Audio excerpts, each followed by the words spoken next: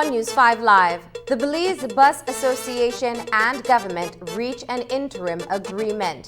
A strike is averted. Dr. Gilbert Cunton explains the genesis for a national gas company.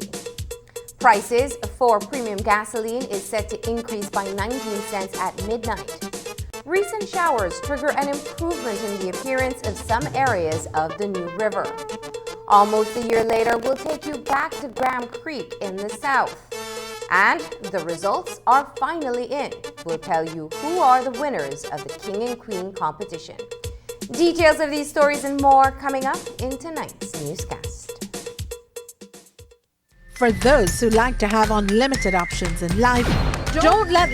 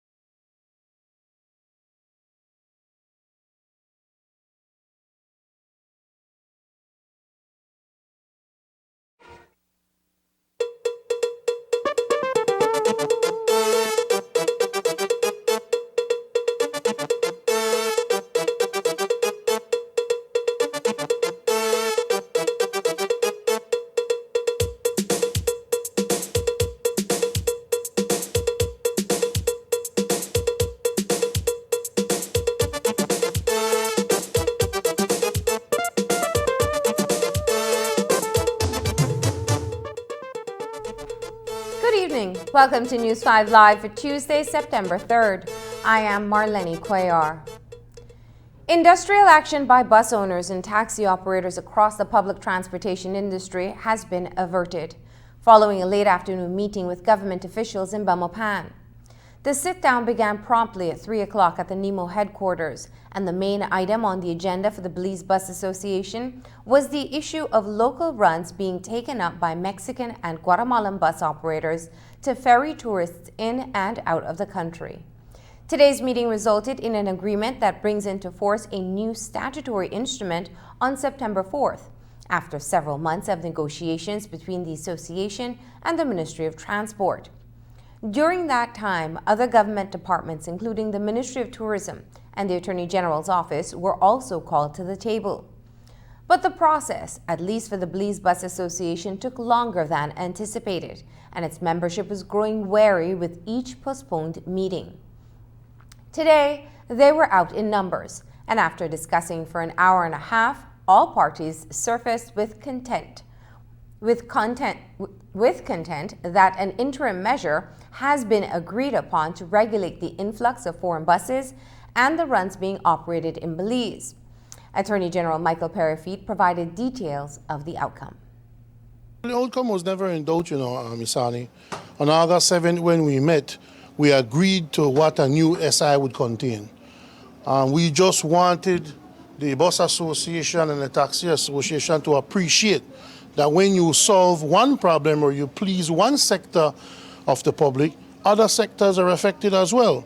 Immediately after the decision we made on August 7, there was starting to be already some kickback from the Mexicans, from the Guatemalans. It was already affecting the local tourism industry. We felt that it was important that while we would not change our mind based on the agreement we had August 7, we wanted the Taxi and the Bus Association to appreciate that when you solve that problem, it created other problems. The Hotel Association and the Ministry of Tourism had that opportunity today to express their concerns about the decisions we have made and what we have done through the SI for the Bus and Taxi Association. We have explained to the Bus and Taxi Association that there will be a test period between now and October 8th for us to see the effects of the SI.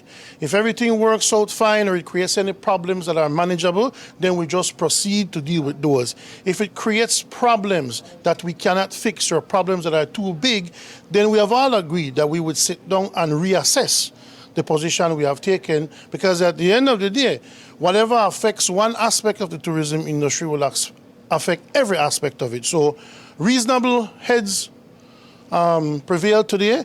The Hotel Association, they're not happy, but at the same time, they're prepared to wait and see what will be the result of the implementation of this SI for the next 5 weeks or so. As it stands, what is contained within the new statutory instrument? Well, essentially, because we are part of the Central American corridor, if a Mexican bus wants to go to Guatemala and just in transit through Belize, they will present a manifest at the Mexican border. Transit through Belize, do not drop off any passengers, do not pick up any passengers, and enter Guatemala with those same passengers. One bus will enter Belize from Mexico and go to the terminal in Belize City to bring people from Mexico to Belize. There will be one stop in Orange Walk, and the next stop will be in Belize City, but the only people who will be able to get on that bus are people who have tickets internationally. Thomas Shaw, president of the Belize Bus Association, says that they are satisfied that the outcome of the meeting, and notwithstanding the challenge of conforming to standards set by their competitors, several adjustments have been made in order to meet those requirements. We're satisfied. It has been a long haul, and I want to say a big thank you to GOB for actually listening to us. And as I said, sometimes we got frustrated and all the rest. We thought that this would actually never happen, but in reality, tomorrow, the AG stated that tomorrow this SI will be signed. Now, you're looking at the issue of roadworthiness for some of the vessels that will be traversing our highways, and we're looking at buses that are pretty old, and some of them are in really bad shape. Right. How do you guys as an association plan to conform to certain standards, particularly to compete with ADO or Del Oro? Well, to be honest with you, that question that you asked a while ago, that's something that the association has already actually worked upon, because we have so many tour operators in this country. We have operators in this country that has been actually upgraded tremendously throughout the past couple of years. We have tour company. We have the biggest tour company here in this country, which is Premier Charters. They're actually part of our association. We have other operators that has the same type of buses and actually can give the same type of service that these guys are actually giving at the moment. So we don't want nobody to figure that because it's Belize that we should actually stay behind and let people try to discriminate and stating that we can't really provide a service that is actually needed out there. We are in support of the Belizean people first. We know the issue is not as clear-cut as it seems to be, but I'm very satisfied to see that some of the people on the table inside were willing to compromise and discuss and to see how it's going to work out. So we got to see how its implementation as of tomorrow is going to impact, And like I mentioned to the tour operators and the bus owners that, we represent the private sector. We're not here to say that it's wrong or nothing. You just got to look at how it's going to impact hoteliers, how it's going to impact other tour operators as well. Minister of Transport Edmund Castro has been involved in the negotiations with the BPA.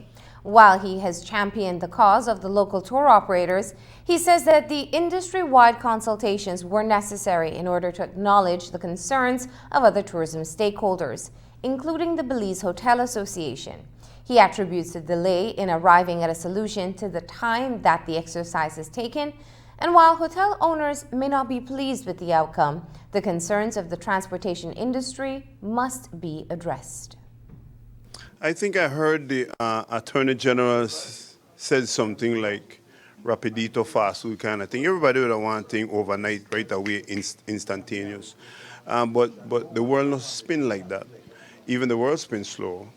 But in the negotiation back and forth, I think and I had always been a minister of transport that looks after the interests of the local Belizean bus operators, taximen.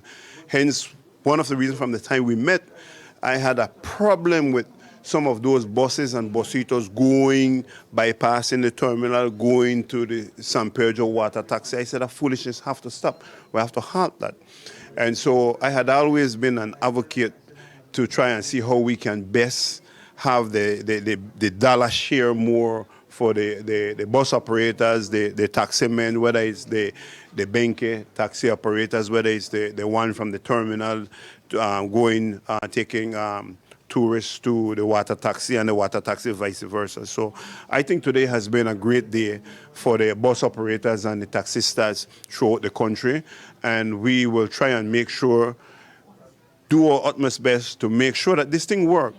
We would like to see that the more dollar that could be spent in our country is better from not just me, it's better for all the bus operators, it's better for the hoteliers, it's better for the country.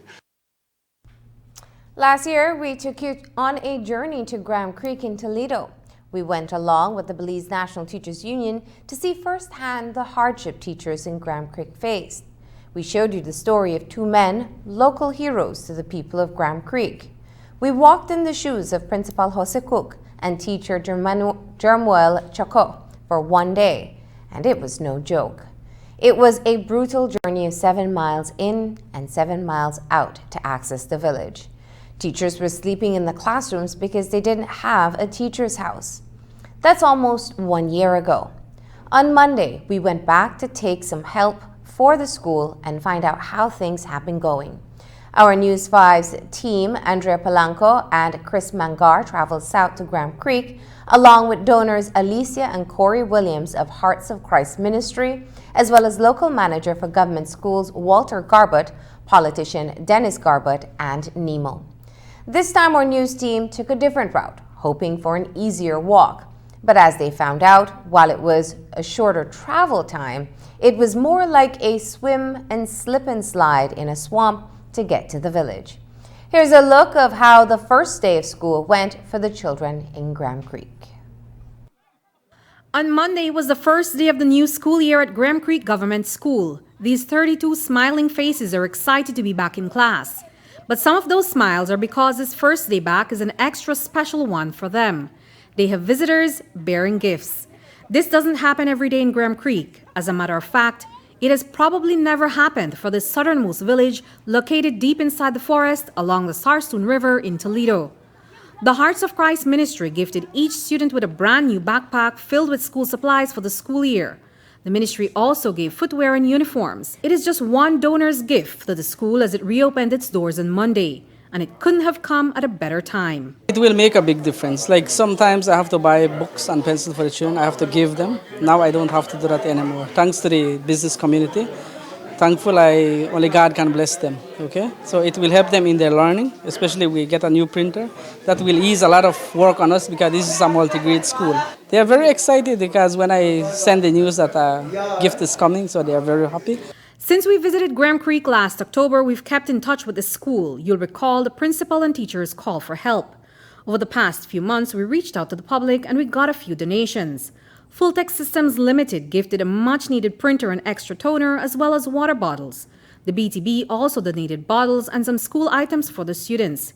We gave a bag of classroom supplies for the teachers to use, and the FFB donated footballs for playtime. Thanks very much, Ms. Andrea. I compliment you a lot, and even the camera person. I know it's difficult to reach in Graham Creek, but we hope to build a relationship so that next year we can see better things, so that because basically it's the children, it's not basically us. No? We want to improve their lives so that they can have a better future. No? I'm looking at it like that. No? So thanks very much, and thanks to the business community also. This time around, we journeyed up the Sarsoon River for over an hour and a half. Accompanied by the BDF, businessman Dennis Garbut provided a boat to transport the donations. The boat took us up through Graham Creek, where we met the villagers who transported our donations on their backs. And that journey, unlike the scenic boat ride, was rough. We walked and at times got stuck in the swampy, thick mud and vines, slipped and fell on some makeshift bridges made out of fallen logs. This made it look easy, but for us, the visitors, it was brutal. I swore to never return to Graham Creek because the first route was tough. But on Monday, I was there again with sticks and helping hands to guide me because we needed to get this help to the school. But this is an everyday reality that the residents of Graham Creek face. They have two choices if they want to enter or exit the village. They must navigate the Sarsoon in a dory, traverse the swamp, followed by a hike, or they can do like we did last year, a journey of several hours through a thick forest of countless flooding creeks and rough terrain. Regardless of which route you choose, the journey to Graham Creek is almost impossible to do oftentimes. It's rough. It's rough. Both ways you take it, it's kind of rough. So hence the reason why we're asking the Prime Minister of Belize to look at our need, like especially like a road, because some of the kids there don't have access to going to secondary education. It's a need for them then. I always lobby on their behalf. I registered about 7 kids going to Corazon this year, but I actually only one is going. One of the parents is fortunate, so the others will stay behind. So if the ministry can look into it, like maybe they get some assistance, especially like with food and shelter, then at least they can get, because they have the potential. I have seen people in the past. I know some of my students like Ramiro, we have Elio. They didn't went to school, but they had the interest now, but they couldn't make it. When we came the last time in October to now, the difficulty of that journey, it has not changed. It has not changed. It has not changed. It's always the same. Yeah, it's always the same. I keep telling people like it's always the same. It will never change unless a road is built there. So we are calling on the Prime Minister to look at these things. So because if Machagila can get, maybe we can get also. And while the conditions in Graham Creek are not likely to change overnight and the school still needs a lot of support, since our last visit exactly 11 months ago, there have been some small changes to celebrate. The school received some tanks to get running water to the village. They've also received flush toilets. Perhaps one of the biggest accomplishments is the teachers' quarters. The last time we were here, the principal and teachers were sleeping inside the classrooms because they didn't have a place to live. But earlier this year, their brand new teachers' quarters was constructed. Reporting for News 5, I'm Andrea Polanco. Digi has committed to assist the school with some funds to get school supplies. Among other donated items, the school also received a sewing machine to be used to make uniforms for the children. As you saw in our story, Graham Creek Government School got some donations to kick off the school year. The donations were made possible by the business community and other nonprofit groups. But as you've seen, the school's needs go beyond basic supplies, and every little bit counts. On Monday, Principal Jose Cook also made an additional call for more help for the school. Some of the basic need right now, especially like right now the heat is on, like maybe with fans, but it have to be like solar fan. I don't know if they have solar fans, or like we need batteries also for our system to run, because we are into moving on to the modern world, no? Like with technology, we look at it, we don't look at the paper and pen and paper then. We want to move from the rest of the country, no? We want to be there, so, and hence the reason why I sacrifice along with you so that we can get whatsoever we have to get for the school. Another item that the school also needs is a weed cutter or lawnmower to help with school grounds. We've been able to secure a 50% discount for one of the machines with Universal Hardware. If you can assist to help the school cover the cost, you can get in touch with us at 672-1174. Walter Garbutt is the local manager for government schools in the Stan Creek and Toledo districts. He was one of the persons who also visited Graham Creek on Monday. That was Garbutt's second trip to the village. He told us that he tries to visit as many schools on the first day of classes, but this Monday he spent all day in Graham Creek. Here's what he shared about the purpose of his visit. There's no easy way to Graham Creek. It's a sacrifice, but it's worth it. The parents and community are so welcoming. As you saw when we got there, they were right there waiting to assist us in bringing these things. These are inspirations for coming to places like these. The beauty of the river as we drove up the Sarstoon. The walk is not so easy, but it's worth it, every single bit of it. And I make every effort to be in schools on the first school day of the new school year. It inspires teachers, it encourages students, and it also makes me feel that in doing that, it's a very worthwhile activity because you're off to the right start. As demonstrated by the gifts that were given out today, it is obvious that through the effort of different organizations or entities like Channel 5, the business community has heard the call. And from my experience, the business community has always heard the call.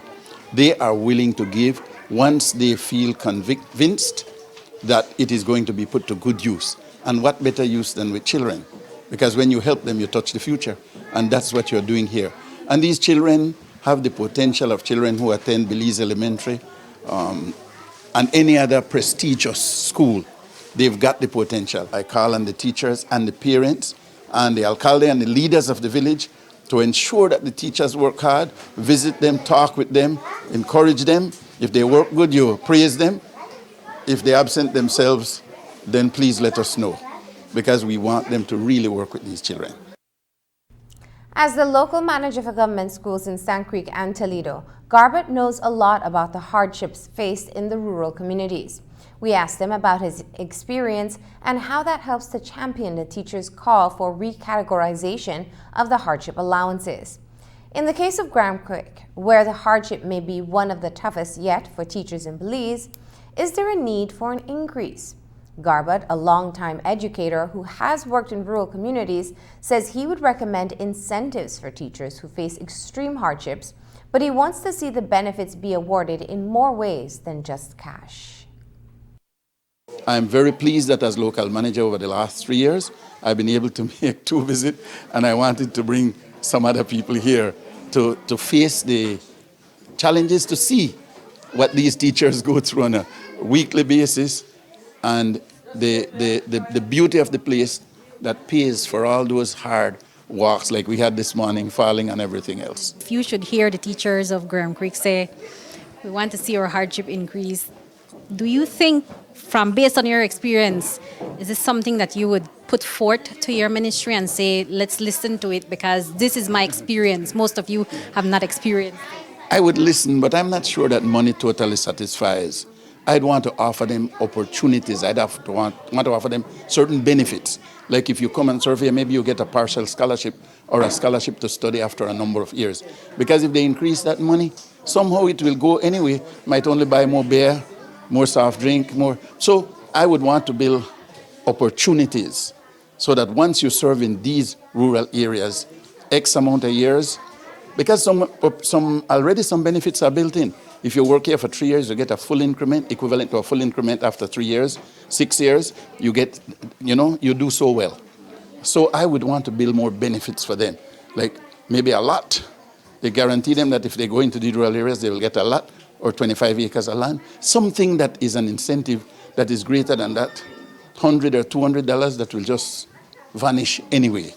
Because these areas are worth it. Here, Punta Negra, Mabilha, Nalumka, and some of the remote schools in the Catholic management that I don't know. Those schools do deserve probably a greater amount of benefits, but I'd want to build it in some reward system other than just money. That. We come back, a one-on-one with Dr. Gilly Canton.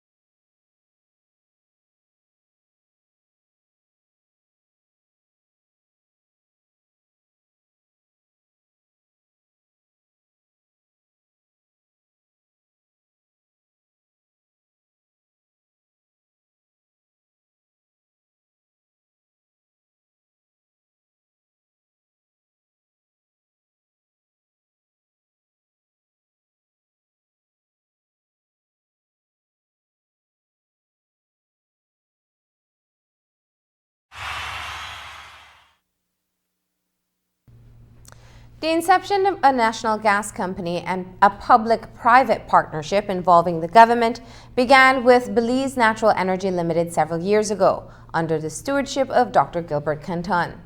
At the height of oil production, gases that were emitted as byproducts of the extraction process were only being flared. That was until the company decided to venture into the LPG business locally. What they would soon come to learn is that the market for butane and other natural gases was being controlled entirely by one Mexican family, whose tentacles in the industry span Belize, Guatemala, and Honduras. Accordingly, Canton says that the family's stranglehold on wholesale prices has repeatedly backed the government into a corner. In light of that situation, Canton and his team at BNE began exploring possible solutions to the butane crisis.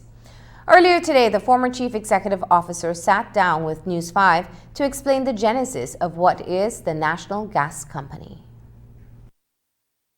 We ran into a situation where basically it was hard to get the supply, the volumes, and it was harder yet to control the wholesale price because there was an arbitrary wholesale price. The Bureau of Standards regulates the retail price but doesn't regulate the wholesale price. The importers and the wholesalers control that. So they can use that price and they can arbitrarily change that price depending on how they want to see the market move or whatever. So we saw that happening, we felt the pressure from that. We know at the same time that the government was having other issues because we would go to them about this. We're having other issues in terms of quality control. You know, the regulated blend was 70-30. They were 90-10s being sold for the same as 70-30. Butane is more expensive than propane. So when you change the blends, you adjust income and profits on it. So you had that, and there were safety issues. You know, propane has a higher vapor pressure. Tanks that are not up to standard will probably explode because they had the higher pressure. So there's a lot of safety issues, quality issues. Pricing issues because the supply of LPG that comes into Belize from the importers actually bypasses. Most of it comes from the U.S. Gulf Coast. It bypasses Belize, goes to Puerto Omo in Honduras, or goes to the canal and comes to Puerto Quetzal in Guatemala. Or I think there's another facility in Salvador, and then from there it's all trucked to Belize. So when it gets to the border, it's hard to tell what that actual price is, and that's where the negotiation between the companies and the government usually comes to loggerheads. According to Canton, a complete study of the cost of acquisition of liquid petroleum gases from the U.S. Gulf Coast was subsequently conducted and thorough. And through that exercise, they realized that by trucking LPG over land from Guatemala, prices would be affected. So we started mapping the price of the index price of LPG, which is, you know, what they call a Mont Belvieu price established in the States, and then we started mapping also the retail price and seeing what, you know, how that trended, and there was a trend about with a pretty steady margin between the price in the Mont Belvieu and the retail price, and we looked at the margin and said, but this is a very large margin. Can this margin help us in rectifying the situation? Because from an energy security perspective, you know, if you have large demands, you know, the country had grown in its LPG demand. We're up to almost 12 million gallons, or around 12 million gallons per year. This demand is solely supplied by trucks crossing the border on a daily basis. There's very little storage capacity in the country. If those trucks stop for whatever reason, the country could go into a crisis. There's an energy security issue there. Again, the control of the quality, the pricing, all those different things. So we said, you know, can this margin help by putting in a large storage facility, which would allow the ships, instead of bypassing Belize, be actually able to stop and deposit. And the smallest ship that could carry those was about a 5,000, what they call a 5,000 cubic meter ship, carrying about 1.3 million gallons of LPG. So we said, let's look and see if you could put a facility in that could take a shipload. Big Creek Port was dredging out there, had plans to dredge out their channel to come in so they could bring a bigger ship in. So all these things were coming together to make a lot of sense. The idea of a public-private partnership with the government of Belize is based on similar models employed elsewhere in the region. In this case, government will have a 25% stake in the National Gas Company, as well as a seat on the board of directors. The agreement, following the introduction and passage of the bill, is for a 15-year period, after which the assets of the company will be handed over to the government. During that time, shareholders will be able to recoup on their investments.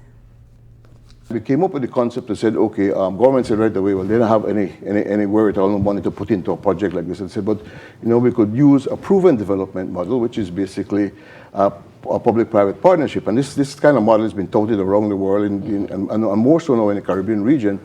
And we take it a little bit further to actually make it a full-fledged PPP, public-private partnership, in terms of looking at a build, own, operate, and transfer mechanism. So what that does is the government identifies basically a public infrastructure need. They then leverage the private sector resources, which might be finance and technical know-how. We had the technical know-how, we could put the finance together, and then you build the infrastructure, and then you operate it, you own it and operate it until you get your return out of it, for your financing out of it, returning your financing out of it, and then you transfer that facility to the government. To the government. So it's a proven model of how you could get public infrastructure built in a country, especially in a developing country. In July of last year, an agreement was signed with the Barrow administration formalizing the partnership, and shareholders were sought thereafter. Those investors include Michael Bowen, president of Bowen & Bowen Limited, Marion Usher and BWT Holdings, an international concern with significant investments in Valley of Peace Farms Limited, Cayo Grains, and Texmar Shrimp Farms. Canton further outlines how those investors came on board with the project. We signed the definitive agreement in July of 2018, and since then we've been getting shareholders on board, getting financing in place. One of the aspects that were really positive in this whole project, aside from bringing the LPG at better quality, better pricing, and with the energy security, is the modality that we're using to actually fund it, in terms of the debt side of it. On the debt side of it, what we're talking about is using project bonds, not government bonds. These are not municipal papers that are backed by government guarantees. Government doesn't guarantee this at all. These are project bonds that the project has to pay back. And this is kind of new in Belize. And then we're targeting institutional investors that had all this money sitting in banks, not making much interest on it. So it's not really not making their organizations as viable as it could be. And now here's an opportunity to go from maybe 1.5% or 2% to 7%, which often has a coupon value on the bonds. And that gives those institutions a better investment opportunity, and then that spreads back to their members or whoever they represent, whether it's the pension funds or the credit unions or whatever. Let me stick up here and ask a question from there. Does this then explain why the composition of the board or the directors, in a manner of speaking, is the way it is based on these strategic investors? You have Michael Bowen of Bowen & Bowen. Yeah. Other persons. Yeah. So what we did in terms of the shareholders, we recognize that since this is a private-public partnership, it's essential that the government be on board, so they know what is going on at all time, that they are part of the decision making for the company, and everything to do with that. So the government got 25% of the shareholding to do with that. So we then went out for investors. We needed, because the way the project is built, it's a really tanks, pipes, motors, that kind of stuff. It's all imported. There was a huge US dollar demand for it. So what we said, let's try to get some investor that would come in, that could bring us some US dollars. So that's why we brought in BWT Holdings. They are an investor in Belize, proven investor in Belize. We'll have more on the National Gas Company in Wednesday's newscast. Effective at midnight, the price of premium gasoline will be going up by 19 cents per gallon. Consumers will be paying $11.31 per gallon when they go to the pumps beginning this Wednesday. Regular gas remains at the same price, retailing at $10.12 per gallon, while diesel goes down by 4 cents to $10.04. The price of kerosene is seeing a drop of 26 cents and will be retailing at $7.37 per gallon. So fuel up before midnight if you use premium, but you can save in the price of kerosene after midnight. Earlier today, a News 5 team headed north for an update on the New River. As we've been reporting, the health of the river has deteriorated significantly over time, due in large part due to harmful substances and agriculture and human waste that have been emptied into the river. Fish have not been able to survive in the polluted waters, and the impact on tourism has been felt. The river is no way close to its normal state, but the rains in the past few days have helped, at least in a portion of the river. Here is Dalila Ikal with a report. The health of the New River in the Orange Walk district has been at its worst this year. For several weeks, the ecosystem has been slowly suffocating. The Department of the Environment has noted that several factors are at play, primarily agriculture, human waste, and industrial discharges. But the current drought has also compounded the situation, triggering pollutants to wreak further havoc in the already slow-moving river.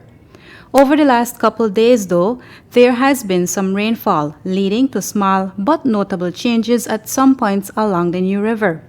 Here at Lamanai Eco Tours, all the surface of the river has cleared. If you look around today, you could notice how beautiful the river is, how shiny the dark brown came back, and this is what we knew would have happened once the rain started, and for the last 3 days we have been getting some good showers of rain. And that will help clear up all this mess that we have in the river. I've been noticing the river from this morning, and I saw some tarpons was rolling already. I was over in that area this morning looking around. I'm seeing a couple little minnows, a couple little cichlids moving around already, which is a good sign that our river is getting back healthy in this area so far. A few miles down the river, not much has changed. The section of the river that flows adjacent to Riverside Street in Orange Walk Town is now milky brown. The pungent odor remains. The only change that I could tell you is that the mist, wherever it's coming from, came a little bit faster because now there's a little current. You know, we have a longer rain or a longer rainy season at the moment right now. We just started to have a great downpour, then this would probably flow away, but it's just going to affect other people down the river on the north. That's all it'll do. The changes are being noted by the Department of the Environment as it keeps monitoring the situation. The temperature rise because of the drought, lack of water and the high temperature just basically exacerbated that situation. And now we are seeing the past 2-3 months the effects that we have never seen before because of the climate that has changed a little. Yes, we have had, I think Saturday was a big rain that came down in Orange Walk, and we have seen a big difference between Sunday and yesterday. I was there in Orange Walk, and we have seen that now it's brown. It's not that green, yellow, green, and so on. Now it's brown, but it is still a polluted environment. Residents living along the river have continuously complained about the unbearable smell, and that concern is now compounded as hundreds of children are back in class in at least one school that is located a few hundred yards away from the river in Orange Walk Town. Dalila Ikal for News 5. As nature does its part to heal the river, the Department of the Environment is also starting its efforts to address the situation. Chief Environmental Officer Martin Alegria says that work begins as early as Wednesday. I think starting tomorrow, if I'm not mistaken, we'll be cleaning up, the dead fish and all those actual solids that are out there contributing to the stench. That's the immediate one. We'll be cleaning up that section of the river. We are contracting private sector companies to do that for us. That's the immediate one. Secondly, we are trying to develop, this week too, apart from the cleanup, we are looking at satellite imageries, some reports we have had in the recent past about land use from the Lamanai Lagoon itself going down to Far Pass and Estevan area to see what contributing factors there are. We have easily over 10-15 years ago we started working on that New River situation. Not only with BSI, but with many other players that would be what we call point sources of pollution. BSI being the biggest, but you also had at that time other contributing factors, other facilities. And so we started working with them and with BSI. But they are just a few of the many contributing factors. And when I say a few, is, for example, we also have upstream of the bridge, we have agricultural runoff. And those have been occurring as long as BSI has been there too, which is what the people are clamoring now. So there's a silent contribution being done by these agricultural runoffs. And those are what I was telling you through the GIS satellite imagery. We are trying to see where these major sources are coming from. Agriculture is one, but you also have activities of the town itself. I mean, 15 years ago, let's say we were about 20,000 people in Orange Walk town. And surroundings now, easily it's around 30, 40,000. So the more population, the more contribution, especially based on our culture, not being environmentally very conscious. We unknowingly contribute a lot to the pollution that river is suffering. Following these and other studies, the department will be conducting specific interventions along the New River. After the break, the Prime Minister of the Bahamas gives an update on the devastation of Hurricane Dorian. Belize offers to join CARICOM efforts. Have you ever noticed the development that's taking place in your town or in your city?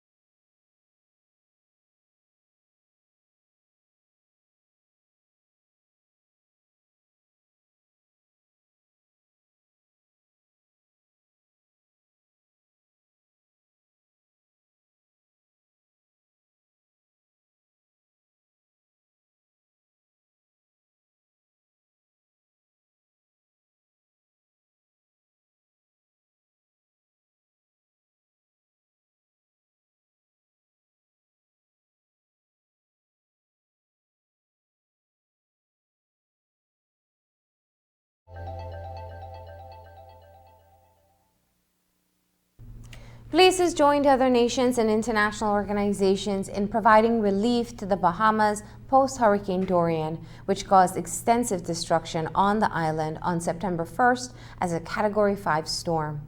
Cabinet agreed to make a contribution of $100,000 to the Bahamas to assist in the recovery efforts. Belize Electricity Limited also stands ready to make available personnel to assist with the restoration of electricity. The Belize Defense Force is also prepared to send a contingent to help with security. Prime Minister Dean Barrow also wrote to Bahamian Prime Minister Hubert Minnis stating that, quote, ever-increasing occurrence of powerful hurricanes in our region is a clear and present reminder that our efforts to become a climate-resilient region are prudent and rightfully ought to be accorded our highest priority, unquote. Late this evening, the Prime Minister Minnis updated the nation. 5 deaths are confirmed. There may be additional deaths that we can expect. Of the 25 individuals that were transported to New Providence, 2 has already succumbed. That would take the number of deaths to 7. And again, I want to assure and inform the Bahamian population that we can expect more deaths to be recorded. The Belize Red Cross Society, in response to the devastation left by Hurricane Dorian in the Bahamas and in solidarity with the thousands of persons affected, today launched its monetary appeal. The northern islands of Abaco and Grand Bahama have been catastrophically impacted by Hurricane Dorian, the strongest and most sustained Category 5 hurricane ever to be recorded in the region. The Belize Red Cross will send funds to the Bahamas Red Cross in Nassau to assist those most in distress. The Director General Lily Bowman says that the International Federation of Red Cross and Red Crescent Societies has always proven to be steadfast supporters of humanitarian needs such as during this tragedy.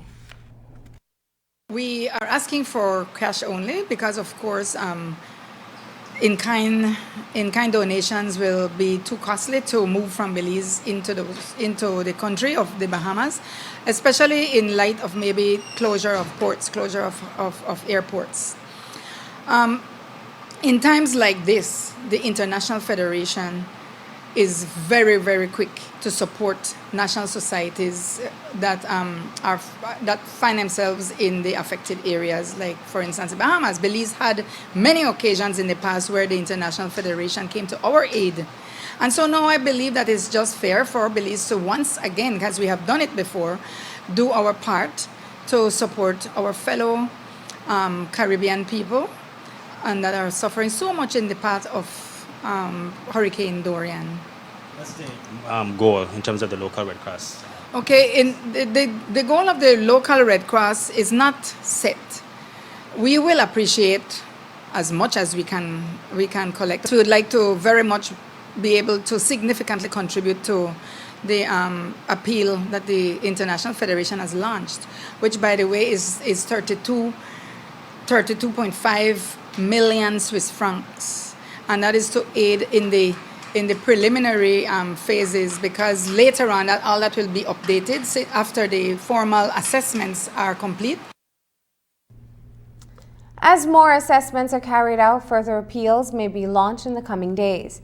Cash donations can be deposited to the Belize Red Cross appeal accounts at Heritage Bank, Belize Bank, Scotiabank, and Atlantic Bank branches throughout the country. A horrifying home invasion has left a couple in shock in San Lazaro Village in the Orange Walk district. As Romeo Carrillo and his common-law wife, Rubia Vigil, try to move on with their daily routines, the attack is etched in their memory. Today we visited with the couple at their home where we met Vigil. She preferred to share her terrifying experience off camera. She told us that on Saturday night, heavy rainfall prevented them from opening their business, a small pub, which is located adjacent to their home. The couple went to sleep along with their 2-year-old son. Shortly before 10 o'clock, there was a loud bang. Thinking it was just thunder, Carrillo decided to get up, But as he did, he was met with armed intruders who had made their way into their bedroom. 3 men stood in the room. 2 of them had their faces covered and wielded firearms. The men demanded money and ransacked the entire room. In the process, they moved the couple and their child to another room where they kept demanding that they hand over money. The men tied Korea's hands and feet behind him. They also asked that Behil place her son on the bed and then bounded her as well. They continued to interrogate the couple for about an hour, demanding money and even threatening to rape Behil if they didn't point them to the money. During the interrogation, one of the men stabbed Korea 5 times to his right shoulder. He was also hit over his right eye with a firearm, which caused the cut wound. The men kicked Behil on her face and the left side of her stomach. Behil says at one point one of the men covered her son's mouth since he woke up and began crying. The men found a wallet containing over $1,000, which they took. They also took 3 cell phones and a gold bracelet.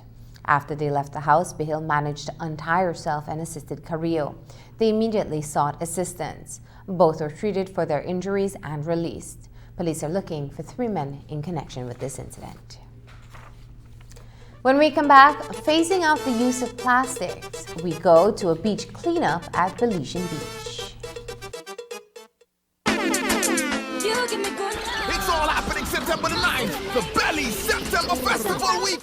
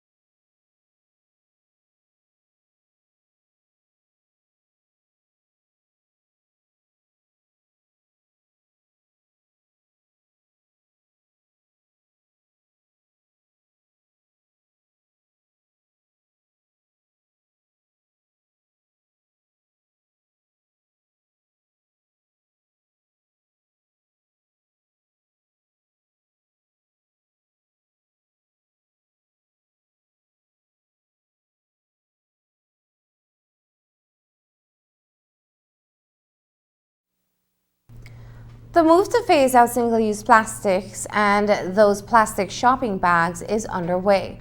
but it is not going as smooth as possible.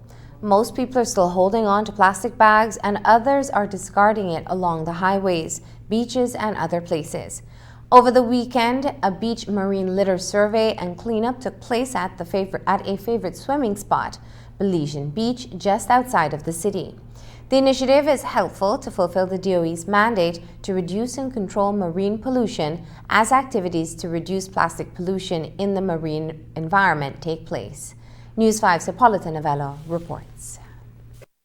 A beach marine litter survey and cleanup was held this past Sunday at Belizean Beach, located just outside Belize City on the George Price Highway. Belizean Beach is actually one of our designated monitoring sites for macroplastic, the large plastic that you can see, in order to determine how much plastic is reaching the beach or how much marine litter is within the environment in these locations. The initiative was a joint effort by the Department of Environment and the Center for Environment, Fisheries and Agriculture Center under the Commonwealth Litter Program, the Belize Audubon Society, and volunteers.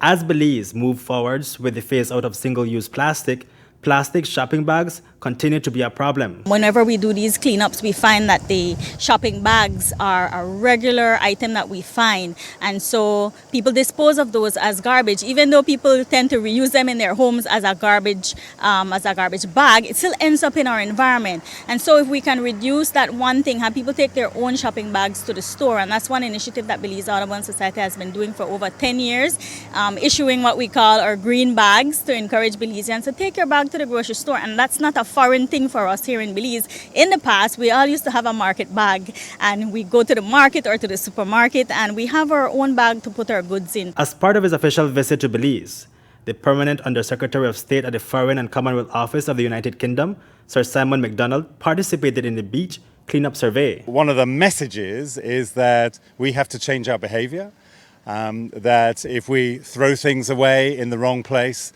they end up on the beach, they end up in the sea, they eventually end up in fish.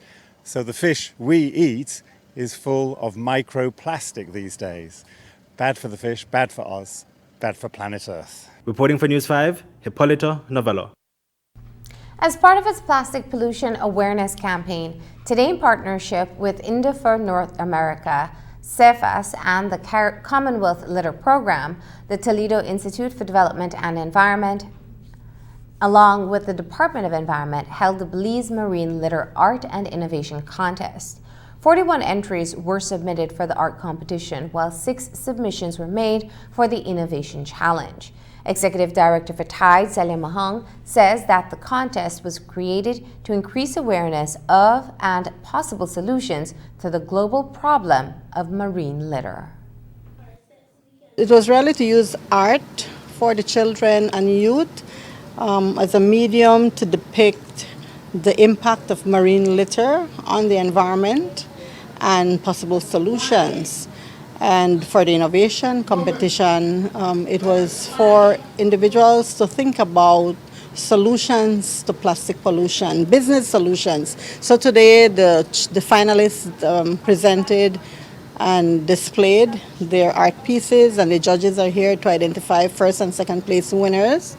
And the same is happening for the innovation competition, where the 4 participants are pitching their business idea, thinking of what can be done to reduce plastic pollution. They are very conscious and aware of the issues that we have with marine pollution, and so and they're thinking of various solutions already. So you can imagine when they become adults, they'll be excellent leaders. For the art category, Cayo District Art Group won first place for their bottle art in the primary school division. Khadija Caetano of Little Flower RC School placed second for her stuffed Hicketies art piece. In the high school division, Jasmine Andrew and Amia Faber of Toledo Community College, while Verul Garcia and Tayana placed second. Jolie Pollard of Aikuma won the Innovation Prize. Hamburger's Key is also facing a high level of pollution. A few years ago, scientific researcher and executive director of the Crocodile Research Coalition, Dr. Marissa Tellez, found that pollution caused by humans is having a direct impact on crocodiles. The San Mateo area of San Pedro, where the residents dump tons of garbage, is one of the key hotspots on the island where harmful pollutants find their way into the sea. It is a major problem that the Department of Environment is aware of, and today Chief Environmental Officer Martin Alegria provided an update. A few years ago, I think it's around the sewage treatment pond that they made some research. I know that we had looked into it, and because it's a wildlife-related issue, crocodiles, dolphins, manatees, and so on, especially crocodiles in this case, and pumas of recent, that's more of a forest department's role and responsibility to look into and see how could the pollution aspect is ours also in terms of the sewage effluent. And that's where we will be working and have been working with WASA or Belize BWSL for years now in trying to minimize the negative impacts of any pollution from their ponds, their treatment ponds, Belize City, Belmopan, and San Ignacio, to minimize it. However, the actual aspect of the wildlife component, how to protect the crocodiles, minimize the damage, it's more of a wildlife protection issue, which they work along with us, but it's Forest Department that leads that charge. Coming up after the break, the preparations are well underway for Miss Universe Belize. Kickstart this September celebration with NextGen and our new fired up internet speeds. Get ready for the upgrade that you've been waiting for. Customers will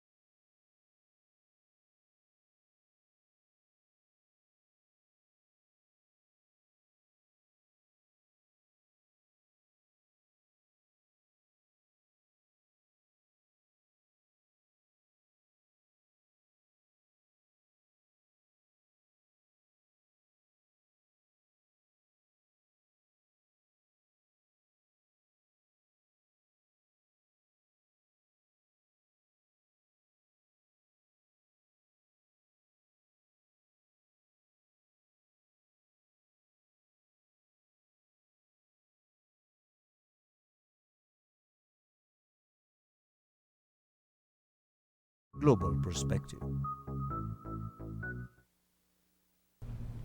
A diverse group of strong and talented women are competing to wear the prestigious crown of the 2019 Miss Universe Belize. Their backgrounds are different and interesting, each of them holding a unique perspective on how to make a difference. This week, they've been undertaking a number of activities as the big day draws closer. We caught up with them at practice and at a photo shoot. On Friday at the Civic Center, the 8 beauties will compete for the crown and get a chance to represent Belize at the Miss Universe pageant. They will be performing a solo opening act and then proceed to compete in swimsuits and formal wear. A panel of judges will also test their ability to think on their feet in the question and answer segment. The event starts at 8:30 p.m. and will be aired live on this station. Tickets are on sale at Pink Boutique in Belize City, as well as its branches in San Ignacio and San Pedro. You can also purchase your tickets at the Civic Center's box office. The results are in, and after 2 days of verification by auditors, the Belize Carnival Association announced this year's top finishers for the Carnival King and Queen competition.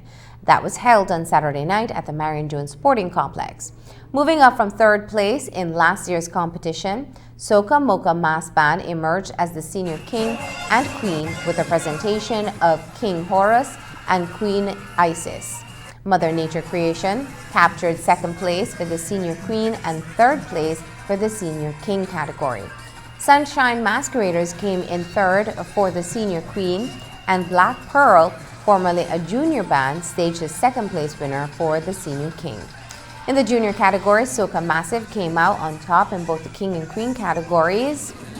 Pickstock Carnival Band came in second for the junior queen and third for the junior king, whilst Jump Street Posse came in third for junior queen and second for junior king. As to the sixth junior band, Caribbean Uprising, they were initially in the lineup but did not participate in the competition. When we checked with the association, we were told that they never made any formal withdrawal from the competition, and as a result will no longer be able to participate as a competing band. And that's the news. Don't forget that tonight's broadcast is available in both text and streaming video at channel5belize.com. You can also connect with us on our Facebook page at facebook.com/News5Live. I'm Marlene Cuellar. Thanks for joining us. And from all of us here at News 5, good night.